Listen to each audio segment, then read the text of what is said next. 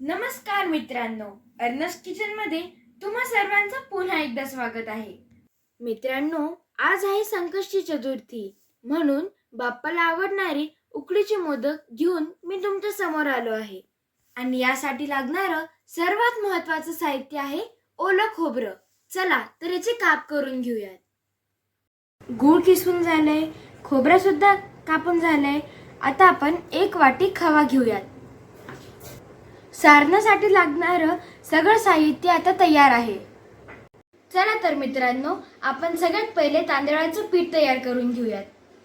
पहिले पिठाला चाळून घेऊयात.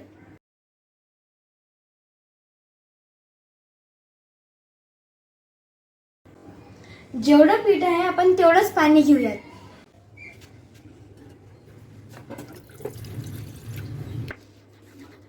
पाण्यात चिमूटभर मीठ आणि 1 चमचा तूप टाकूया. पाण्याला उकळी आली की त्याच्यात 1 चमचा दूध टाकूयात. आता आपण एक खूप महत्त्वाची स्टेप करणार आहोत. त्याच्यासाठी मला माझ्या मम्मीची गरज आहे.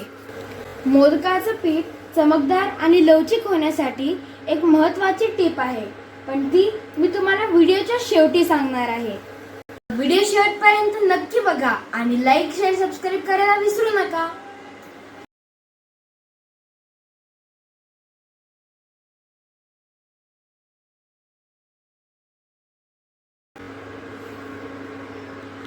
आता गॅस बंद करून आपण याला झाकून ठेवूया. आता आपण थोड्या वेळ हे पीठ बाजूला ठेवून देऊया आणि मोदकाचं सारण तयार करूयात. आता आपण एका पॅन मध्ये 2 चमचे तूप टाकूयात आणि इंडक्शनला ऑन करूयात. तुपामध्ये 2-3 इलायची,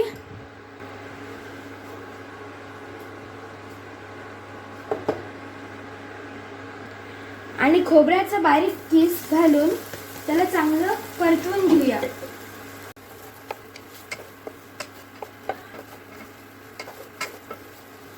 आता आपण ह्याच्यात घालूया खवा आणि गूळ.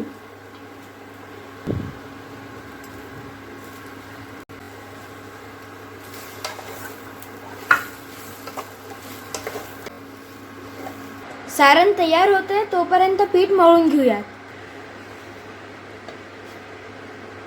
आणि या मळलेल्या पिठाच्या पुऱ्या करून त्याला वाटीचा आकार देऊयात.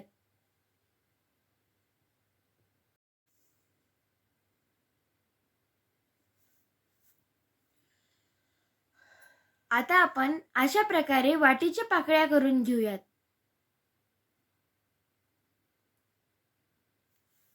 व त्याच्यात सारणाचा गोळा घालून त्याचं तोंड बंद करून टाकूयात, जेणेकरून पुरण बाहेर निघणार नाही.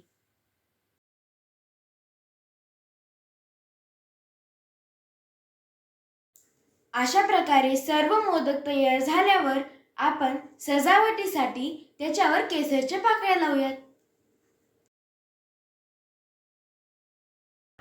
एका पॅन मध्ये खाली पाणी व वरती चाळणी ठेवून 10 ते 15 मिनिट मोदक वाफवण्यासाठी ठेवून त्याच्यावर झाकण ठेवून देऊयात.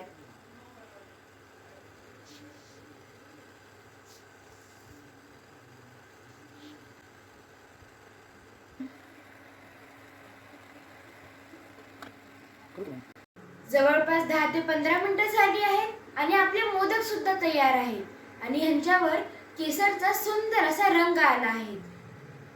चला तर आता आपण बाप्पाच्या आवडीचे मोदक त्यांना खाऊ घालूयात.